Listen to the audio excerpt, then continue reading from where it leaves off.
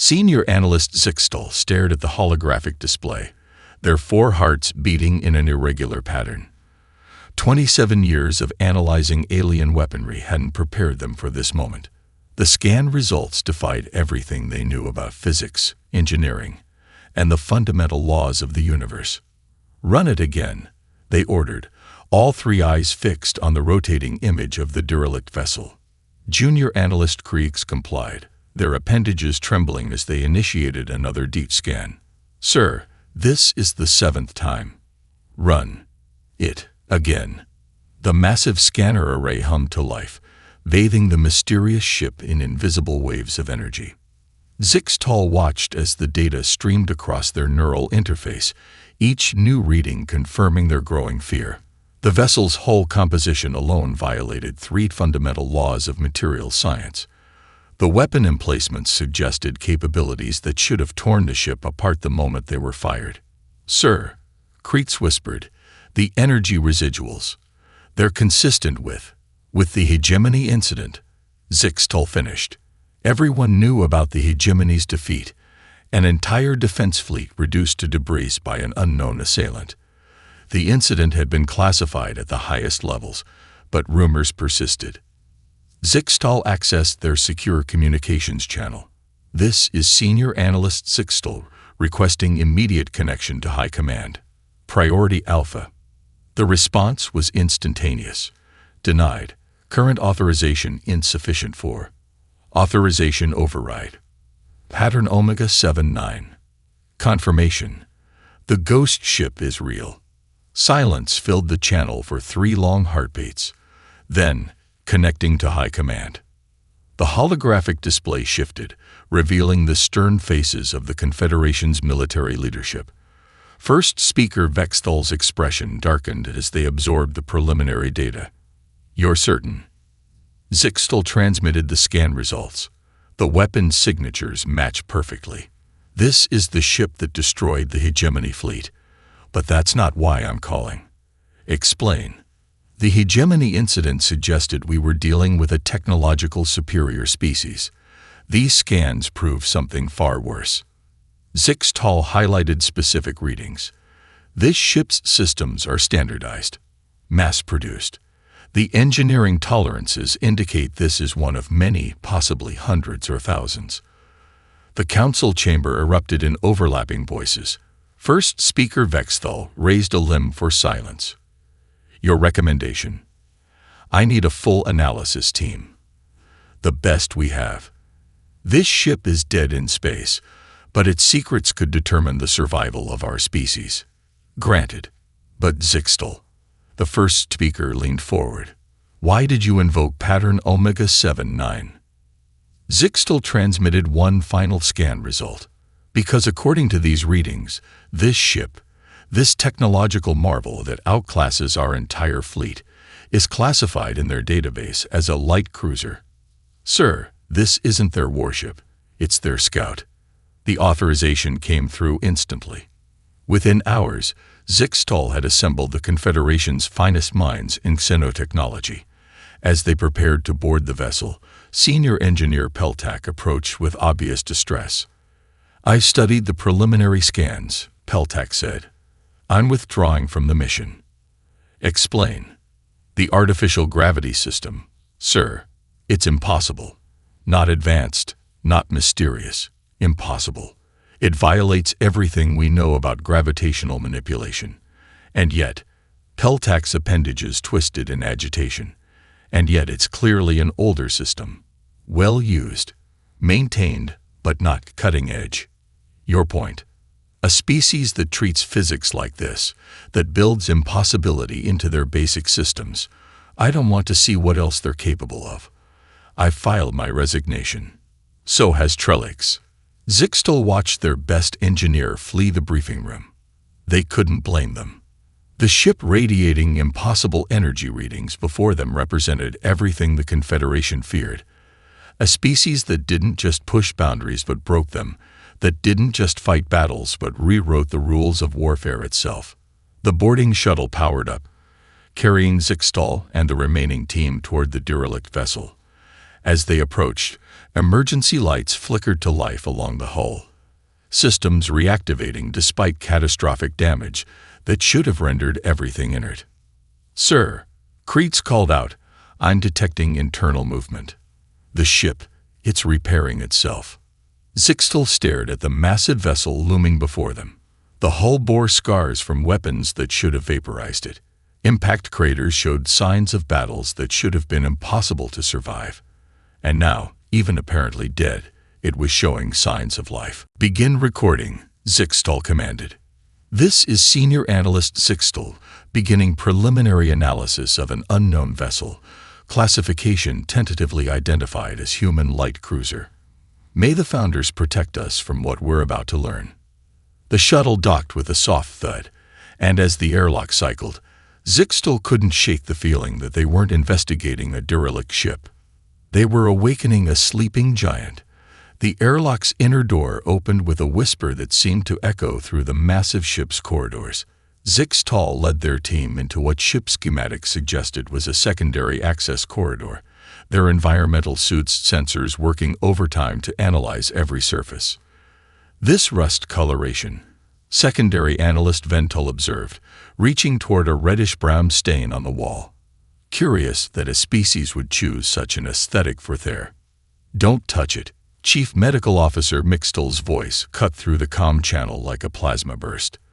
"Those aren't rust stains. They're biological residue. Blood." The team froze. Zixtal's scanner confirmed the medical officer's assessment. Multiple species signatures detected. None match Confederation database records. "Sir," Kreitz called from further down the corridor, "you need to see this." The junior analyst stood before what appeared to be a security station. The screens were dark, but the walls around it told a story that made Zixtal's hearts stutter. Impact marks scared the reinforced materials, each one surrounded by different colors of preserved biological matter. This was a last stand, Zixtal realized. Someone, multiple someones, tried to take this position. They failed. Mixtal scanned the area. "I'm reading at least 7 distinct species genetic materials.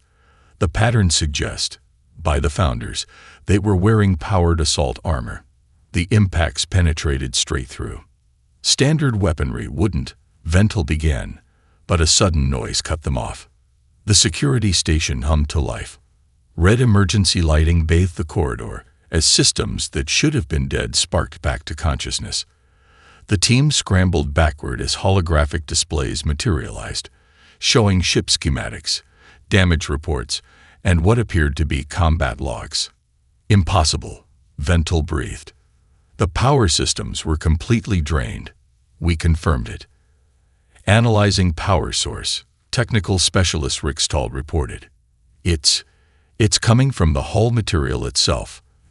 The entire ship acts as a backup battery. Even completely dead, it retained enough energy to." A mechanical whir interrupted them. Defense turrets emerged from concealed ports in the ceiling, tracking the team with deadly precision. "Nobody move," Zixtal ordered. "Rixtal, what are we dealing with?" "The system's active but operating on minimal power. It's running through some kind of authentication protocol. I think it's trying to." The turrets fired. Rixtal's body crumpled, their environmental suit punctured in 17 places by projectiles that somehow passed straight through their energy shields. The rest of the team could only watch in horror as their finest technical specialist collapsed, their life signs flatlining instantly. "Back to the airlock," Zixtal commanded. But before they could move, the turrets retracted. A voice spoke from the ship's communication system, not in any Confederation language, but somehow perfectly understandable. "Biometric scan complete. Non-hostile research team identified. Welcome aboard UNSS Vigilant. Limited access granted to declassified areas only. Please note that lethal force protocols remain active for restricted sections." Kreix's appendages trembled as they processed the implications. It killed Rixtal just to analyze our biological signatures. "No," Zixtal corrected, their scientific mind racing ahead of their fear. "It eliminated the greatest technical threat to its security first." The rest of us, we're cleared for basic research only." They moved cautiously to examine Rixtol's body. Look at the precision. Every shot hit a vital organ. The ship wasn't trying to cause pain. It was ensuring instant death. Mixtol's scanner whirred. The projectiles. They're dissolving. Some kind of smart ammunition that breaks down after use. We can't even study the weapons technology. Vental accessed the now active security station. "Sir, I'm getting data feeds. The ship's sharing some of its combat records. These blood stains, they're trophies. Each represents a different boarding attempt. The ship preserved them deliberately." Zixtal watched as footage played across the screens. The UNSS Vigilant fighting opponents that matched the genetic signatures on the walls. The ship's defense systems hadn't just repelled boarders, they had systematically eliminated entire assault teams with ruthless efficiency. "Cross-reference the ship's designation with any known records," Zixtal ordered. Krieg's worked the alien controls with growing dread. Found something. A partial transmission intercepted just before the hegemony incident. A distress call mentioned a UNSS Vigilant before going silent. "Sir, this ship didn't just survive an attack by the hegemony fleet. It hunted them down." The security station displayed a final image.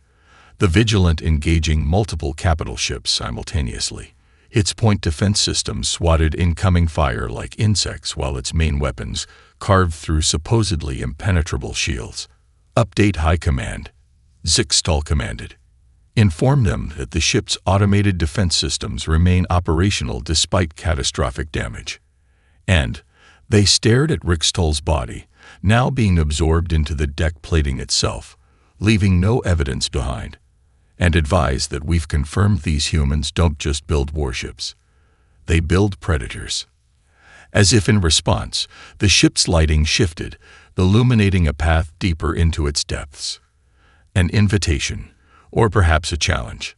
Either way, Zixtal knew they had no choice but to accept.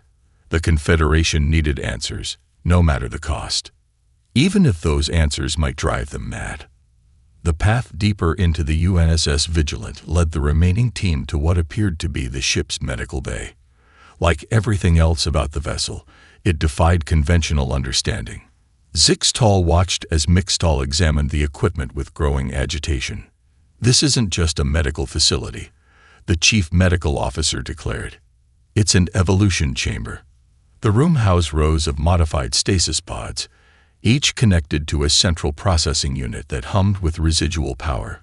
Holographic displays flickered to life as they approached, showing detailed anatomical scans of the human crew. "Look at these modification patterns," Mixtal continued, manipulating the displays. They weren't treating injuries.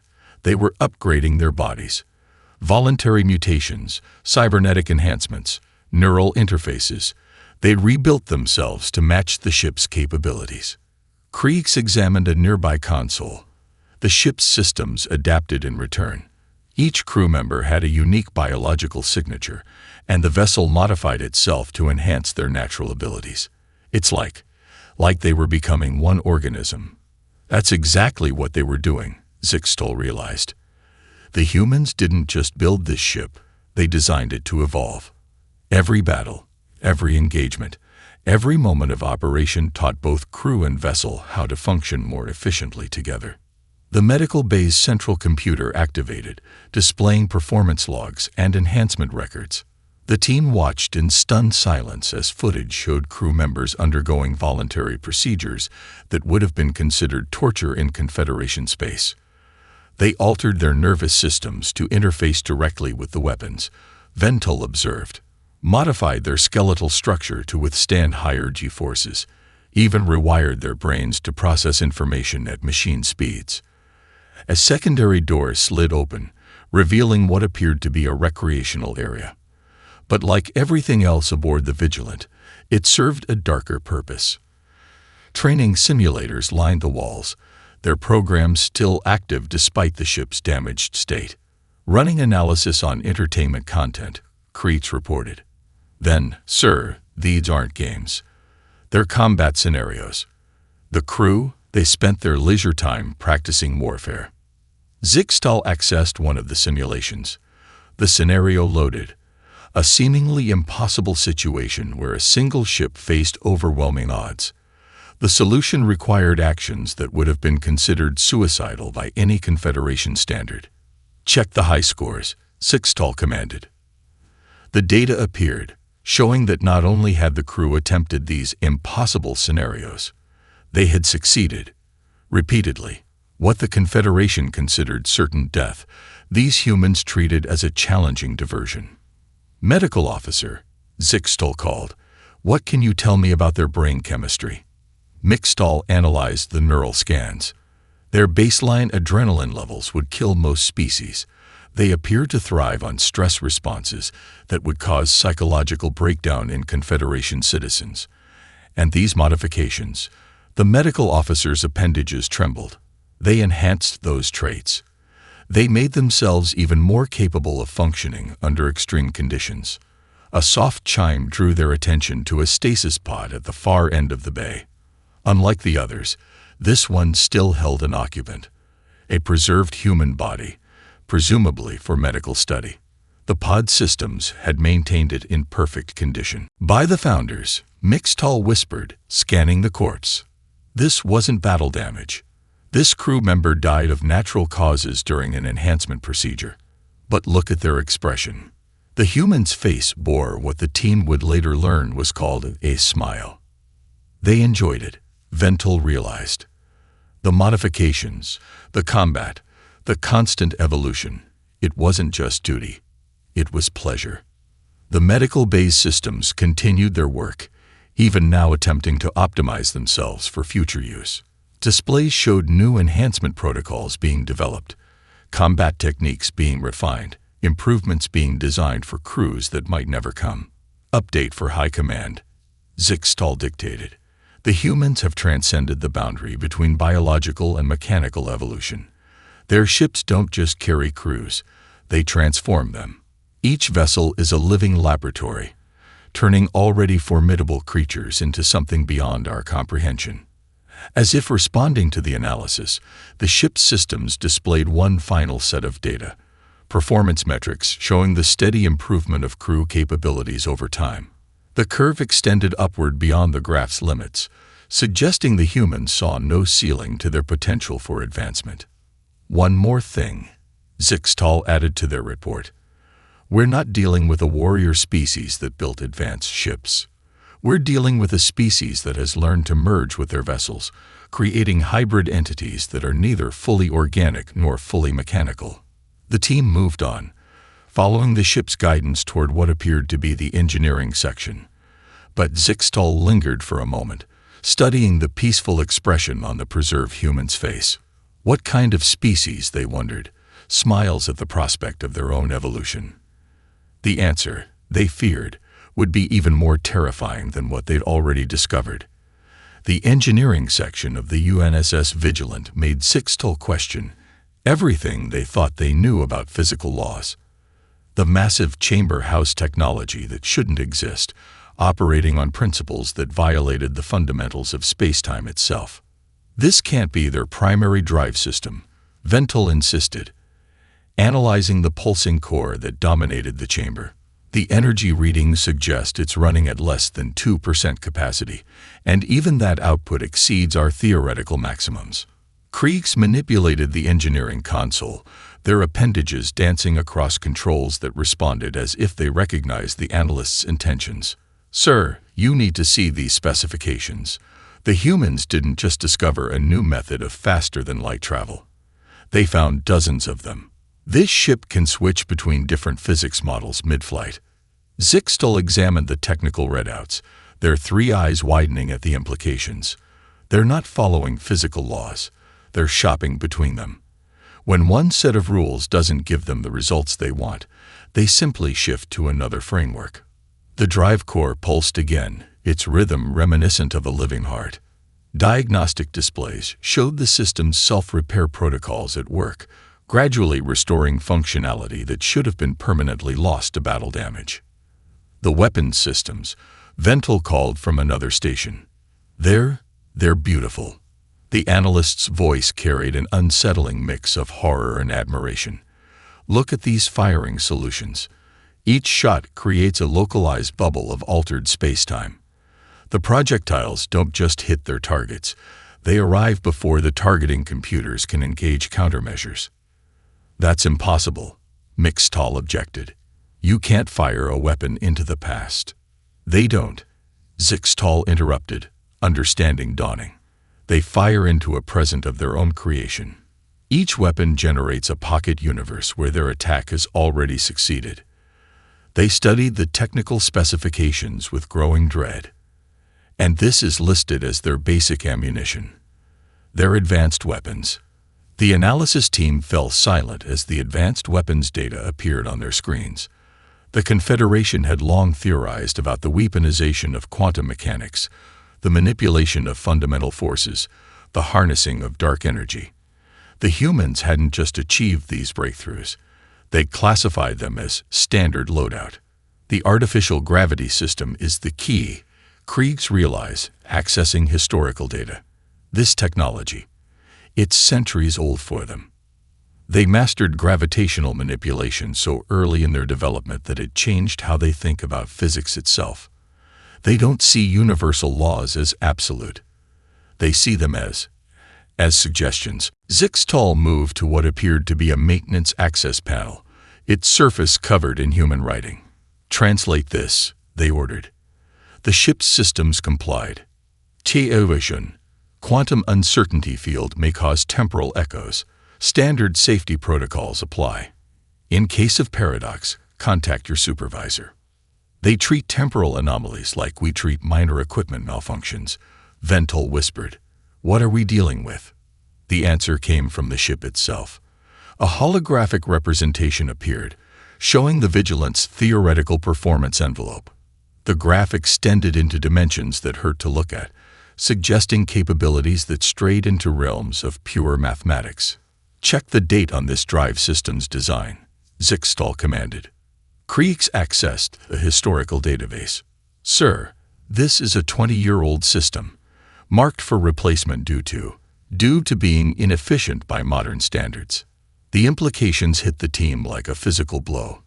This ship, this nightmare of advanced technology, was considered obsolete by its creators.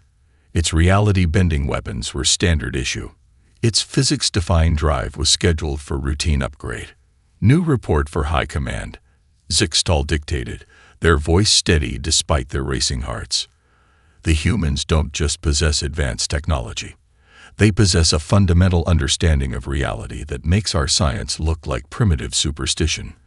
Their engineers don't solve problems. They rewrite the rules that create those problems. The drive core's pulse quickened, as if the ship appreciated their understanding. Power levels crept upward another fraction of a percent, and new systems flickered to life throughout the chamber. One final note, Zixtall added. Recommend immediate cessation of all military research and development. Our current approaches are worse than useless. They're proceeding from fundamentally flawed assumptions about the nature of reality itself.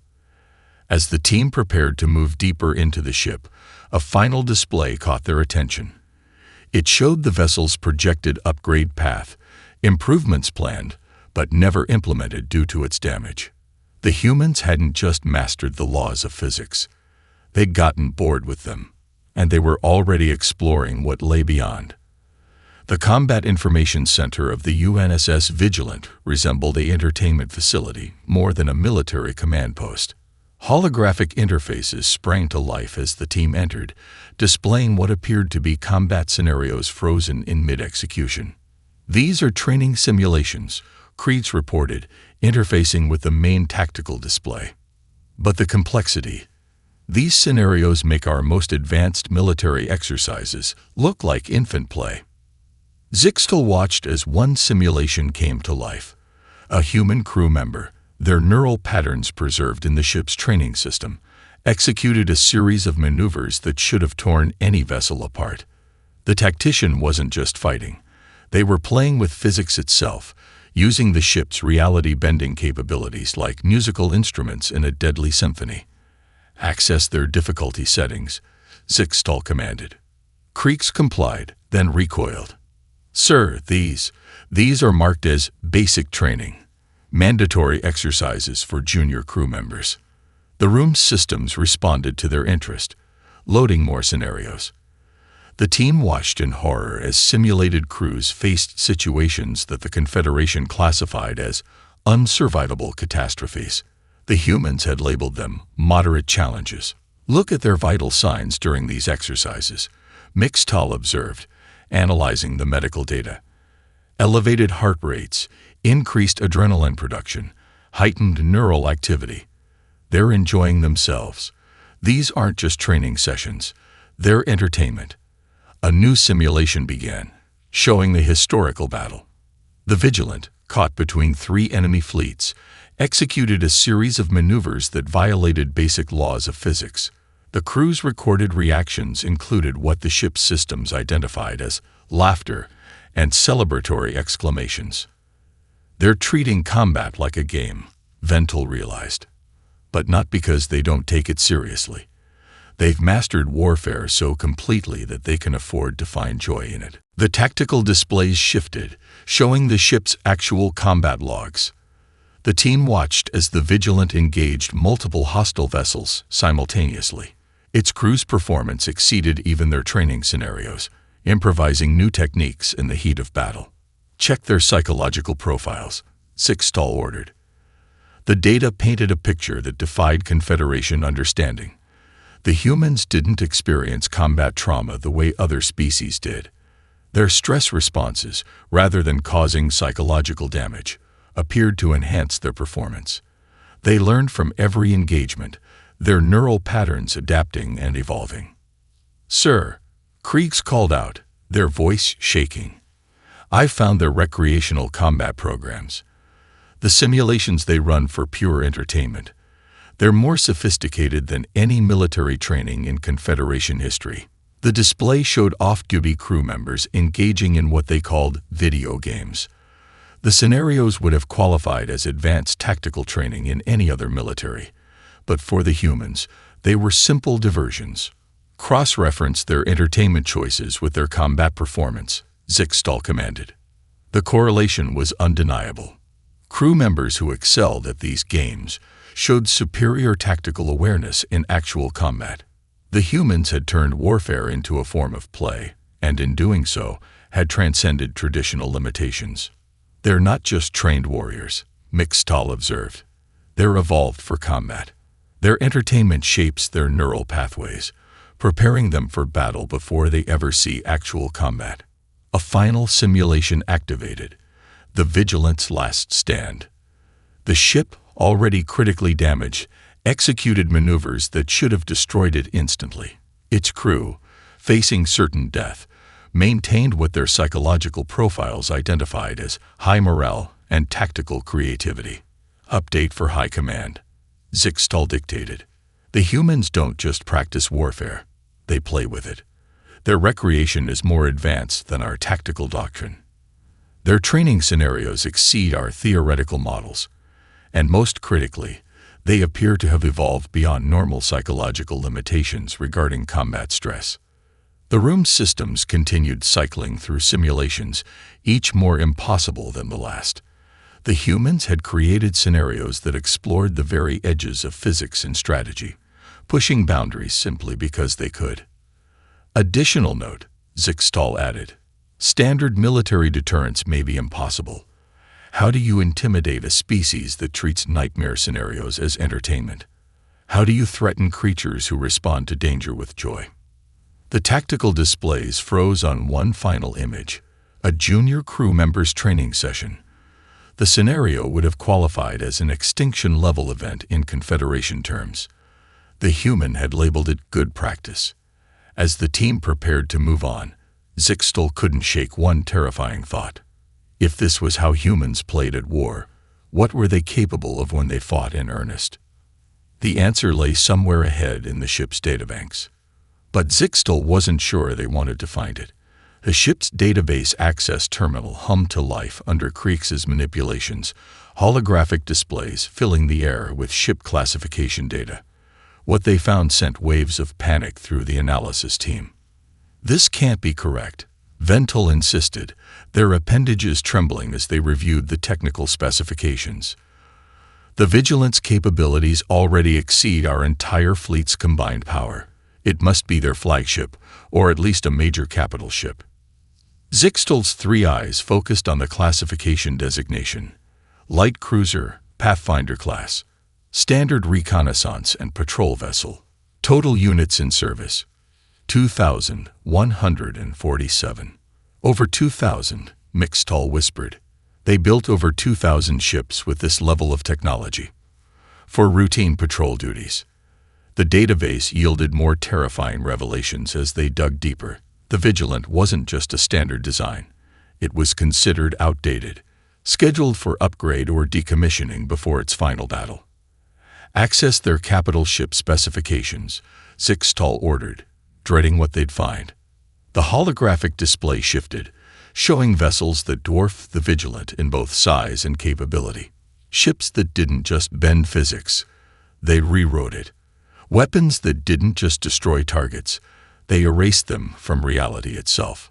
"Sir," Kriegs called out, their voice shaking, "I found the Vigilant's last mission parameters. It wasn't engaged in combat operations. It was protecting a civilian transport, a refugee vessel." The combat logs appeared, showing the Vigilant's final battle. The ship had deliberately drawn fire from multiple hostile fleets, ensuring the civilian ship's escape, and it had done so while operating at less than half its combat capacity. "Analyze their power distribution during the engagement," Zixtal commanded. The data told a story that defied belief. The Vigilant had diverted most of its energy to defensive systems, not to protect itself, but to maintain a shield around the refugee vessel. It had fought an entire battle with one metaphorical arm tied behind its back. "3 senior analysts have submitted their resignations," Vental reported quietly. "After seeing the capital ship specifications, they don't want to know more." Zixtal couldn't blame them. The human fleet hierarchy revealed capabilities that went beyond nightmare scenarios. The Vigilant, this terror that had haunted Confederation military planning, was considered a minor escort vessel. "Show me their standard battle group composition," Zixtal ordered. The display obliged, presenting formation patterns that made several team members flee the room. Light cruisers like the Vigilant served as screening elements for ships that treated solar systems as tactical units. The humans didn't just fight battles, they choreographed the dance of entire stellar regions. "Sir," Kriegs called out, their voice barely audible, "I found their first contact protocols." The Vigilant. It was authorized to initiate diplomatic contact if necessary. This ship, with all its power, all its technological terror, it was deemed suitable for peaceful interaction. The implication struck Zixtal like a physical blow. The humans hadn't built the Vigilant as a weapon of war. They'd built it as a calling card, a demonstration of their basic capabilities.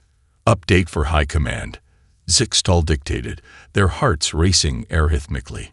Previous assessments of human military capacity were catastrophically underestimated. The vessel we're examining represents their minimum standard for independent operation, their actual combat capabilities. They trailed off, watching the display cycle through capital ship classifications, dreadnoughts that could rewrite the laws of physics for entire sectors, carriers that launched squadrons of ships more powerful than the Vigilant, command vessels that coordinated battles across multiple dimensions. Additional note, they continued, the psychological impact of this revelation has already caused multiple resignations among our analytical staff. Recommend immediate revaluation of all military and diplomatic strategies. The database continued its automated presentation, showing fleet movements that treated interstellar space like a tactical playground. The humans hadn't just mastered warfare at a scale the Confederation could comprehend. They transcended traditional concepts of military power entirely. "One final observation," Zixtal added. The Vigilant's last action was to sacrifice itself protecting civilians. Not their civilians, not their allies, simply people in need of help. When even their scout ships display this level of moral commitment, they let the thought trail off. The humans hadn't just built better weapons or faster ships. They'd created a society where vessels of unimaginable power were trusted to make ethical decisions independently. And they'd done it so casually that they considered it routine. The Confederation wasn't just outmatched technologically. They were facing a species that had mastered power itself and chosen to use it for protection rather than dominance. Somehow, that was the most terrifying revelation of all. The Vigilance mission logs painted a picture that shattered the team's understanding of not just human technology, but human nature itself. Zixtal stared at the deployment records, trying to reconcile what they were seeing with everything they'd learned about this terrifying species. "This can't be right," Vental insisted. The ship's last 5 missions, they were all humanitarian operations, aid deliveries, disaster response, refugee evacuation. Kriegs manipulated the holographic controls, bringing up detailed mission parameters. The hegemony fleet that attacked them. "Sir, the humans had provided emergency aid to hegemony colonies just 3 weeks earlier, after the hegemony had attacked human settlements." The mission logs told a story that defied conventional military logic. The Vigilant, a vessel capable of rewriting physics and breaking reality, had spent most of its operational history delivering medical supplies and coordinating disaster relief. "Access their combat restrictions," Zixtal ordered. The data that appeared made several team members stumble backward. The humans hadn't just limited their ship's combat capabilities. They'd created intricate ethical frameworks governing the application of force. Pages of regulations detailed proportional response and minimum necessary force. "These weapons systems," Mixtal observed, studying the tactical logs, "they have settings we didn't even notice, non-lethal options, precise targeting protocols. They could have vaporized entire fleets, but instead, they chose to disable rather than destroy," Zixtal finished. "Even when fired upon, even when their technology gave them overwhelming superiority, they deliberately restricted their response." The logs showed battle after battle where the Vigilant had employed a fraction of its capability. Engagements where reality-bending weapons were used to create barriers rather than inflict damage. Conflicts resolved through precision strikes and tactical innovation rather than raw power. "Sir," Kreitz called out, their voice trembling, "I found their first contact protocols. The ethical guidelines. They're more sophisticated than their weapons systems, more complex than their physics-defying drive. They put more effort into understanding how to avoid conflict than how to win it." Zixtal accessed the ship's philosophical database, reading through treatises on the responsible application of advanced technology. The humans hadn't just developed incredible power. They'd created equally incredible systems to ensure that power was used wisely. "Show me their definition of victory," they commanded. The display shifted, showing after-action reports and mission assessments. The Vigilance crew had celebrated successful evacuations more than military triumphs. Their highest commendations were for missions where they'd prevented conflict entirely. "The refugee vessel they died protecting," Vental reported, studying the final mission logs. "It was carrying survivors from a natural disaster. No strategic value, no military significance. They sacrificed themselves for strangers." The implication struck Zixtal with almost physical force. The humans weren't just technologically superior. They'd achieved something far more remarkable. They'd developed the power to destroy civilizations, then chosen to use that power for protection. "Update for High Command," they dictated. "Previous assessments of human threat level require complete revision. We're not dealing with a warrior species that possesses advanced technology. We're facing something far more profound, a species that developed godlike power and chose to be shepherds rather than conquerors." The mission logs continued their display, showing incident after incident where the Vigilant had placed itself in danger to protect others. Not for strategic advantage, not for political gain, simply because they could help. Additional note, Zixtal added. The humans appear to have developed their incredible military capability not for conquest, but for defense. Their technological superiority is matched by ethical frameworks we're only beginning to understand. The ship's systems brought up one final record, the Vigilance Crew Oath. Not a pledge of military victory or dominance, but a promise to protect, to serve, to use their incredible power responsibly. Final observation. Zixtal concluded. We've been asking the wrong questions. The true terror of humanity isn't their ability to destroy. It's their capacity to possess such power and choose mercy. They don't just break the laws of physics, they transcend the expected laws of civilization itself. As if in response, the ship's systems displayed their core directive: to protect those who cannot protect themselves, regardless of origin, allegiance, or past actions. The humans hadn't just built better weapons. They'd become something beyond traditional concepts of military power. They were monsters of mercy, nightmares of compassion, horrors of hope. And somehow, that made them more terrifying than any conventional enemy could ever be. Because how do you fight a species that has mastered both the power to destroy worlds and the wisdom to choose not to?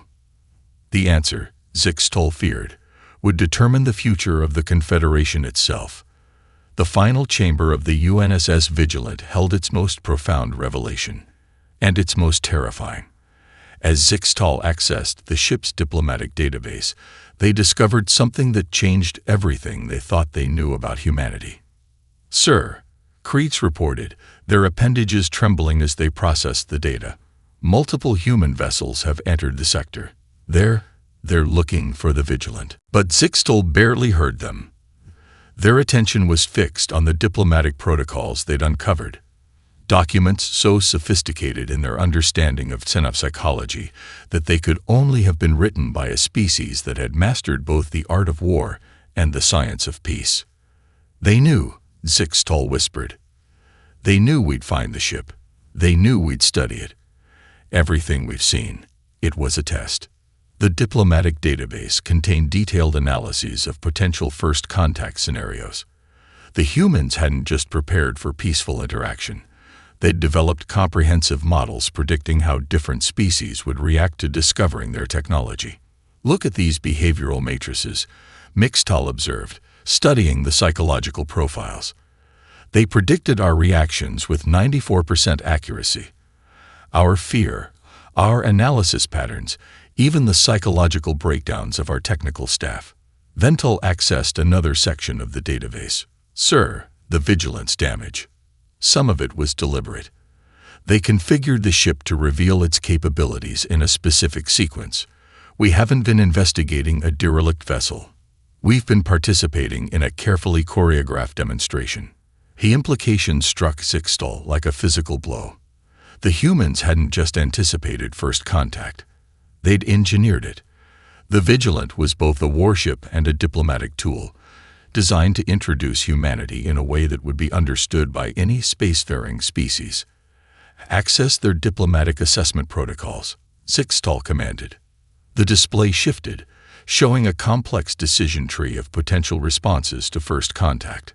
The humans had prepared for everything from immediate military confrontation to peaceful alliance, with detailed strategies for each scenario. Sir, Kreitz called out urgently. The approaching human vessels, they're not in combat formation. They're arranged in what the database calls a diplomatic approach pattern. Zixtal studied the incoming fleet data. The human ships were deliberately positioning themselves to appear non-threatening, while simultaneously demonstrating their maneuverability and coordination. Even their approach was a carefully crafted message. They're not just looking for their ship, Zixtal realized. They're waiting to see what we learned from it, how we'll react, whether we understand what they were trying to tell us. The Vigilant systems came fully online, displaying a message that had been waiting for this moment. To the species investigating this vessel, you have now completed Phase 1 of the Human First Contact Initiative. Your responses have been monitored and analyzed. Please be advised that your next actions will determine the nature of our future relationship. "They've been watching us," Mixtall whispered. "Every scan, every analysis, every reaction. They've been gathering data about us just as we gathered data about them." The diplomatic database updated itself, revealing new sections that had been hidden until this moment. The humans had prepared 3 possible paths forward. Path 1. If fear dominates your response, we will withdraw. Our territories will be clearly marked, and we will respect your desire for separation. Know that we will defend our borders, but we will never initiate conflict. Path 2. If curiosity outweighs your fear, we will proceed with gradual diplomatic contact. Technology exchanges will be considered based on demonstrated responsibility and ethical frameworks. Path 3. If you recognize the true purpose of the vigilance sacrifice, to protect those in need regardless of origin, you are invited to join us as full allies in our mission to safeguard all sentient life. Zixtal stared at the options, understanding at last the true magnificence of the human strategy. They hadn't just created a first contact protocol. They'd developed a system that let other species choose their own level of interaction. Update for High Command, they dictated, their voice steady despite their racing hearts. The humans are not merely advanced beyond our understanding. They are sophisticated beyond our imagination. The Vigilant was not a derelict. It was an invitation. Its power was not a threat. It was a demonstration of their commitment to protection. The approaching human ships maintained their perfect formation, waiting for the Confederation's response. Their patience itself was a message. They had the power to demand an answer, but they chose to wait for one freely given. Final analysis, Zixtal concluded. We have not been studying the human warship. We have been taking part in the most sophisticated diplomatic initiative ever conceived. The humans didn't just master technology and transcend physics. They developed something far more remarkable. The ability to turn first contact from a potential crisis into a chance for genuine understanding. As the Confederation Council debated their response, Zixtal made one final discovery in the Vigilance database. The ship's sacrifice to protect refugees hadn't been an accident or a tactical decision. It had been engineered to demonstrate humanity's fundamental principle. True power is not the ability to destroy. True power is the wisdom to protect. And the humans had mastered both. Recommend immediate acceptance of Path 3. Zixtal transmitted to High Command. The humans have proven themselves to be something unprecedented, a species that achieved godlike power and chose to become guardians rather than conquerors. The human fleet waited silently in formation, their ships arranged in a pattern that the database identified as the Herald's Welcome. They had extended their hand in greeting. Now it was up to the Confederation to decide whether to take it. And in that choice lay the future of both civilizations.